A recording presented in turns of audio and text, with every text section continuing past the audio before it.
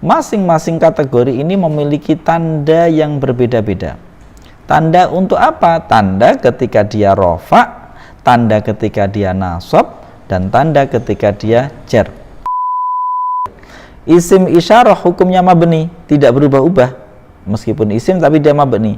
Tapi kedudukannya dia sebagai mubtada. Mubtada harusnya rofa. Lah, di sini ada masalah.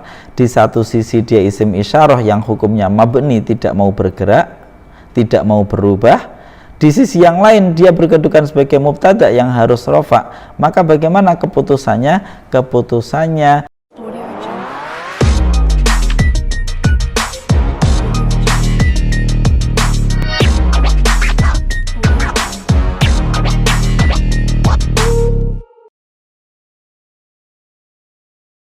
Assalamualaikum warahmatullahi wabarakatuh. Bismillahirrahmanirrahim. Hamdan wa salaman amma ba'du. Sahabat nahwu rahimakumullah. Alhamdulillah kita berjumpa lagi di pertemuan keempat yang akan membahas materi keempat terkait dengan nahwu dasar menggunakan metode Fuadi. Baik, kita langsung saja. Bismillahirrahmanirrahim. Materi 4, kita melanjutkan apa yang sudah kita bahas sebelumnya, bahwa sebelumnya kalimat isim sudah kita bikin dua arah. Yang pertama adalah arah kategori, yang kedua adalah arah kedudukan. Ya, kategori memutuskan dia kategorinya apa, kedudukan memutuskan dia i'rabnya harus apa. Di materi keempat ini digunakan untuk mengakhiri atau mengeksekusi analisa kita. Ya, apa itu? Tentang tanda i'rab kalimat isim. Kita baca terlebih dahulu nazamnya.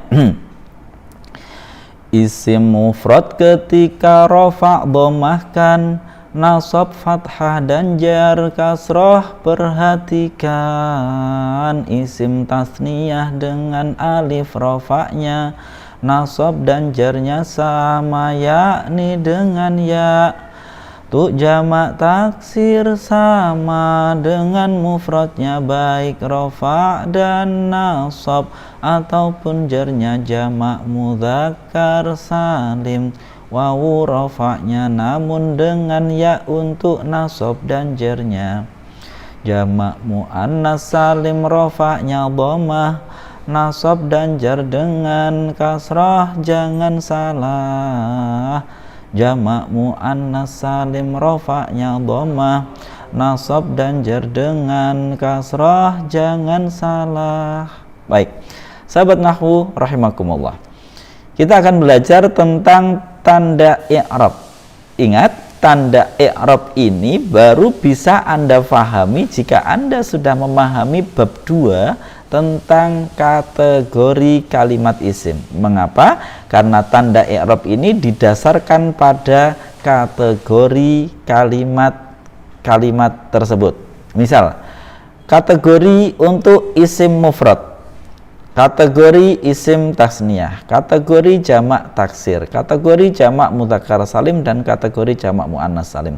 Masing-masing kategori ini memiliki tanda yang berbeda-beda. Tanda untuk apa? Tanda ketika dia rofa, tanda ketika dia nasab, dan tanda ketika dia jar. Saya ambil contoh. Isim mufrad ketika rofa dhammahkan. Perhatikan. Nasab fathah dan jar kasrah, perhatikan. Maka di sini ketika kita ketemu dengan isim mufrad, ya, contoh misalkan muslimun, zaidun, rojulun, masjidun, semua kata secara default, secara asal itu maknanya tunggal, sehingga kategorinya masuk isim mufrad. Ketika dia masuk pada isim mufrad, maka ada 3 kemungkinan, bisa saja dia rofa i'rabnya, bisa saja nasab, bisa saja jar. Lah, yang perlu kita ingat, ketika dia harus rofa, maka tanda rofa'nya menggunakan dhammah. Contoh, talibun, rojulun, zaidun, masjidun, alimun, Allahu, dan seterusnya. Ketika dia harus nasab, misalkan ketentuannya entah apa, nanti kita bahas di bab berikutnya. Oh, ini dia menjadi maf'ul bih misalkan, dia harus nasab, maka nasabnya ditandai dengan fathah ketika dia isim mufrad. Ya, saya ulangi, sehingga isim mufrad rofaknya dengan dhammah, nasabnya dengan fathah. Sehingga kalau dia nasab tidak lagi dibaca thalibun tapi dibaca thaliban, musliman, masjidan, rojulan, dan seterusnya. Ketika isim mufrad tersebut kok i'rabnya harus jar, ya, contohnya karena didahului huruf jar, maka dia tandanya dengan kasroh. Maka nanti dia tidak lagi thalibun, tidak lagi thaliban, tapi dibaca kasroh, thalibin, masjidin, ya, muslimin, zaidin, muhammadin, ya, dan seterusnya yang dia kasroh. Ya, kesimpulannya isim mufrad ini ketika rofa maka ditandai dhammah, nasabnya dengan fathah, dan jarnya dengan kasroh. Atau untuk lebih mudah mengingat, gunakan contoh saja: thalibun, thaliban, thalibin, muslimun, musliman, muslimin, zaidun, zaidan, zaidin, muhammadun, muhammadan, muhammadin, Allahu, allaha, allahi, dengan urutan rofa, nasab, dan jar. Berikutnya isim tasniyah dengan alif rofaknya. Ingat, ini adalah yang kedua kategori kalimat isim bermakna ganda, disebut isim tasniyah. Ciri isim tasniyah nanti di akhirnya ada penambahan alif nun atau ya nun, ya. Maka ketika rofa dia ditandai dengan alif, isim tasniyah dengan alif rofaknya. Nasab dan jarnya sama, yakni dengan ya. Berarti nanti hanya ada dua bentuk, meskipun itu tiga model. Isim tasniyah mungkin rofa, mungkin nasab, mungkin jar. Rofaknya dengan alif, contohnya thalibani, berarti penambahan yang alif nun ini adalah penambahan ketika dia sedang rofa. Nasabnya dengan ya, begitu pula jarnya. Jadi jar dan nasabnya sama, nasab dan jarnya tandanya sama, yaitu dengan ya. Contoh thalibaini, thalibaini, berarti penambahan isim tasniyah dengan menambahkan ya nun itu adalah penambahan ketika dia sedang nasab atau jar. Ringkasnya, isim tasniyah rofaknya dengan alif, contoh thalibani, nasabnya dengan ya, contoh thalibaini, jarnya dengan ya, contoh thalibaini.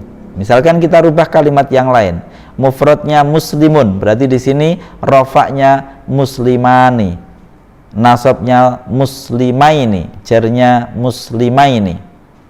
Ketika rofaknya misalkan kafirun, berarti di isim tasniyahnya ketika rofa, kita ulangi, misalkan dia ketika isim mufradnya zaidun, ya, berarti ketika isim tasniyah rofaknya zaidani, nasabnya zaidaini, jarnya zaidaini. Misalkan ketika isim mufrad dia contohnya rojulun, berarti ketika isim tasniyah kondisi rofa dia rojulani dengan penambahan alif nun, ketika nasab rojulaini, ketika jar rojulaini. Maka ingat di sini alif ya ya, ya, alif ya ya. Baik, kita lanjutkan. Yang ketiga adalah bentuk jamak. Apa itu bentuk jamak? Ketika kalimat tersebut maknanya banyak, berarti disebut bentuknya jamak. Sebagaimana di materi kedua, jika kurang paham bisa diulangi materi kedua. Jamak ada tiga bentuk: jamak taksir, mudzakkar salim, dan muannas salim. Jamak muannas salim diakhiri alif ta, mudzakkar salim diakhiri wawun nun atau ya nun. Jika tidak seperti kedua itu, maka disebutnya jamak taksir, yaitu yang berubah dari bentuk mufradnya. Jamak taksir ketika kondisi rafa ditandai dengan dhammah, ketika nasab ditandai dengan fathah, ketika jar ditandai dengan kasroh. Contoh, tullabun, ini bentuk jamak taksir dari thalibun, bentuknya tullabun. Ketika nasab tullaban, ketika jar tullabin. Qalamun, ya, qalamun itu bolpen ketika isim mufrad. Ketika jamak taksir aqlamun, berarti ketika rofa aqlamun, nasabnya aqlaman, jarnya aqlamin. Bentuk keempat, bentuk kedua dari bentuk jamak adalah jamak mudzakkar salim.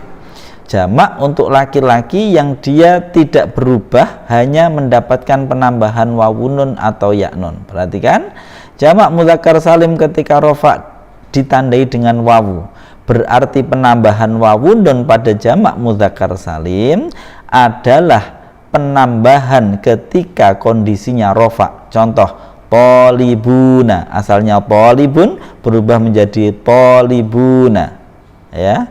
Kemudian kalau nasab berubah menjadi polibina, kasroh, ya.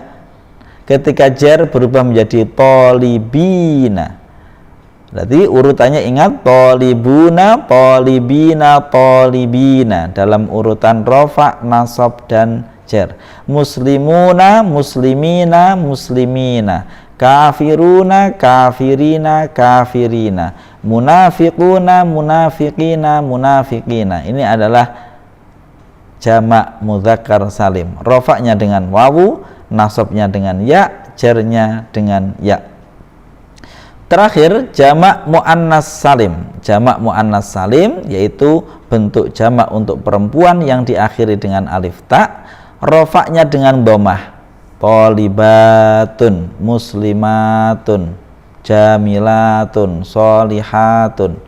Ketika nasab ditandai dengan kasroh, tholibatin. Lah ini hati-hati, ya. Terkadang pemula langsung belajar pokoknya kasroh itu jar. Lah ini tidak selalu, karena di sini ada jar tapi dia ada nasab tapi dia menggunakan kasroh, ya. Jadi tidak selalu yang kasroh itu adalah jar, karena jamak muannas salim itu nasabnya pun dengan kasroh, muslimatin, ya.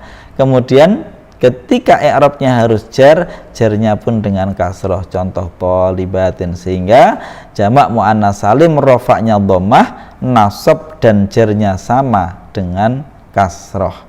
Kita ulangi sedikit baitnya. Isim mufrad ketika rofa dhammahkan, nasab fathah dan jar kasroh. Perhatikan, isim tasniyah dengan alif rofaknya, isim tasniyah rofaknya pakai alif, nasab dan jarnya sama, yakni dengan ya. Nasab dan jarnya sama, isim tasniyah sama-sama pakai ya. Tolibani, tolibaini, tolibaini, nasab dan jar. Jamak taksir, untuk jamak taksir sama dengan mufradnya baik rofa dan nasab ataupun jarnya. Jamak mudzakkar salim sama persis dengan isim mufrad, sehingga nggak perlu ada hafalan baru. Jamak taksir gimana? Jamak taksir sama persis dengan isim mufrad, selesai. Rofaknya dengan dhammah, nasabnya fathah dan jarnya kasroh. Jamak mudzakkar salim wawu rofaknya, berarti rofaknya dengan wawu namun dengan ya untuk nasab dan jarnya. Nah, nasab dan jarnya pakai ya, sehingga bentuknya muslimuna ketika rofak pakai wawu, nasab dan jarnya pakai ya. Muslimina, muslimina. Jamak muannas salim yaitu bentuk jamak untuk perempuan yang diakhiri alif ta. Jamak muannas salim rofaknya dhammah, rofaknya pakai dhammah, namun dan nasab dan jar dengan kasroh, jangan salah, tapi nasab dan jarnya dengan kasroh. Lah ini kita kasih peringatan, jangan sampai salah, karena ini banyak yang salah. Lah contohnya kalau dalam Al-Quran itu Allahu, misalkan Allah itu menciptakan khalaqa as-samawati wal ardo, ya. Jadi nanti jamak muannas salim nasabnya dengan kasroh.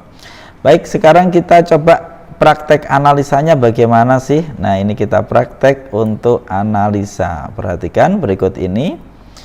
Allahu alimun yang sudah kita bahas di materi sebelumnya. Allahu bahwa Allah. Jangan lupa cara membacanya, mubtada dibaca bahwa, khobar dibaca adalah. Allahu bahwa Allah adalah alimun yang maha mengetahui.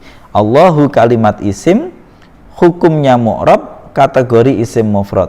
Kedudukan sebagai mubtada, mubtada harus rofa. Lah disinilah kita satukan, rofaknya isim mufrad ditandai dengan dhammah, atau dibalik, isim mufrad ketika rofa ditandai dhammah. Makanya di sini dibaca Allahu, tidak dibaca Allah, tidak dibaca Allahi. karena isim mufrad ketika rafa ditandai dengan dhammah. Alimun kalimat isim hukumnya mu'rab, ya. Kategorinya isim mufrad, maknanya tunggal. Kedudukannya sebagai khobar harus rafa, tanda rafanya dengan dhammah, ya. Kita sudah ingat tadi, isim mufrad ketika rafa ditandai dengan dhammah, atau dibalik, rafanya isim mufrad ditandai dengan dhammah. Contoh kedua, at-talaqu marrotani. At-talaqu bahwa talak adalah marrotani, 2 kali. At-talaqu kalimat isim hukumnya mu'rab, kategorinya isim mufrad, kedudukan mubtada harus rafa, rafanya isim mufrad ditandai dengan dhammah, atau dibalik, isim mufrad ketika rafa ditandai dengan dhammah. Marrotani kalimat isim hukumnya mu'rab, kategorinya isim tasniyah karena maknanya 2, kedudukannya sebagai khobar harus rafa, tanda rafa untuk isim tasniyah menggunakan alif, atau dibalik, isim tasniyah rafanya dengan alif, makanya pakai penambahan alif, marrotani bukan marrotaini. Contoh ketiga, ar-rijalu qawwamuna. Ar-rijalu bahwa para lelaki adalah qawwamuna, para pemimpin. Ar-rijalu kalimat isim hukumnya mu'rab, kategorinya jamak taksir, sudah kita bahas sebelumnya. Kemudian kedudukannya sebagai mubtada harus rafa, rafanya jamak taksir menggunakan dhammah, makanya dibaca ar-rijalu, ya. Kemudian qawwamuna adalah para pemimpin. Qawwamuna kalimat isim hukumnya mu'rab, kategorinya jamak mudzakkar salim, bentuk banyak untuk laki-laki yang dia selamat dari perubahan. Jadi hanya dengan penambahan saja. Penambahannya apa? Yaitu dengan nawun nun. Nah, kedudukannya di sini sebagai khobar harus rafa, rafanya jamak mudzakkar salim ditandai dengan wawu. Nah, ini ya. Maka qawwamuna pakainya wawu. Berarti jamak mudzakkar salim penambahan menggunakan wawun nun adalah ketika dia dalam keadaan rafa.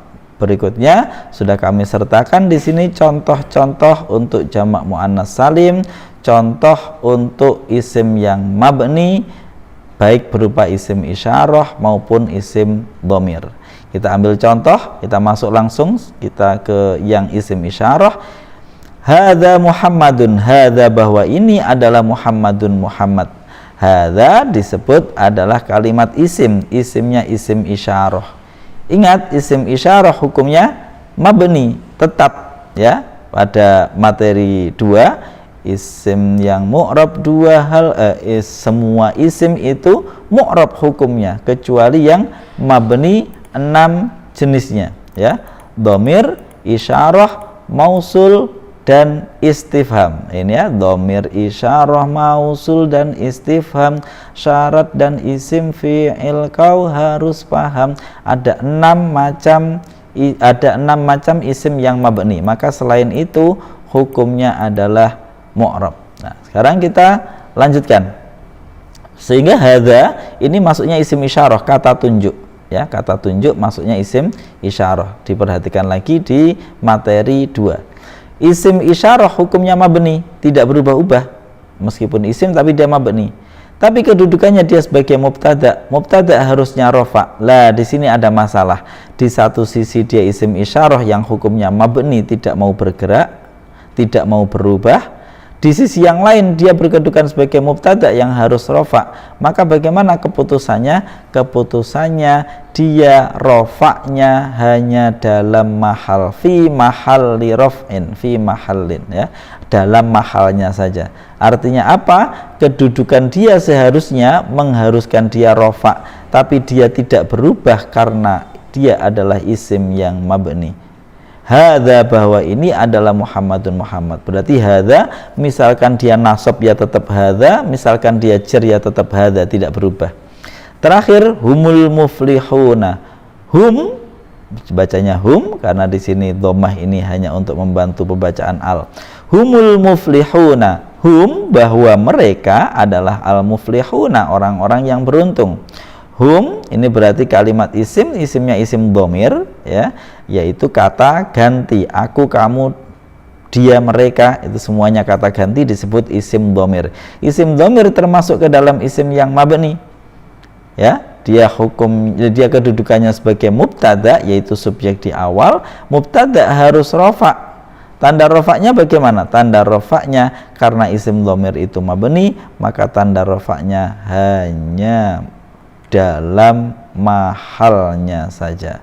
Al-muflihuna sebagai khobar. Al-muflihuna kalimat isim, hukumnya mu'rab, kategorinya jamak mudzakkar salim karena dengan penambahan wawun nun. Kedudukannya khobar harus rofa. Perhatikan, tanda rofa untuk jamak mudzakkar salim yaitu dengan wawu, makanya muflihuna. Sahabat nahwu rahimakumullah, ini adalah contoh analisa. Masih banyak contoh yang kita buat di bawahnya, silahkan untuk dipraktekkan analisa seperti tersebut, ya silahkan. Semoga dengan banyak praktek maka Anda akan semakin memahami materi yang telah kita sampaikan. Semoga bermanfaat. Jika video ini bermanfaat untuk Anda dan video ini Anda senangi, silahkan like, ya, kemudian share, komen, dan jangan lupa subscribe agar Anda tidak ketinggalan video-video berikutnya. Terima kasih. Saya Wahyudi. Assalamualaikum warahmatullahi wabarakatuh.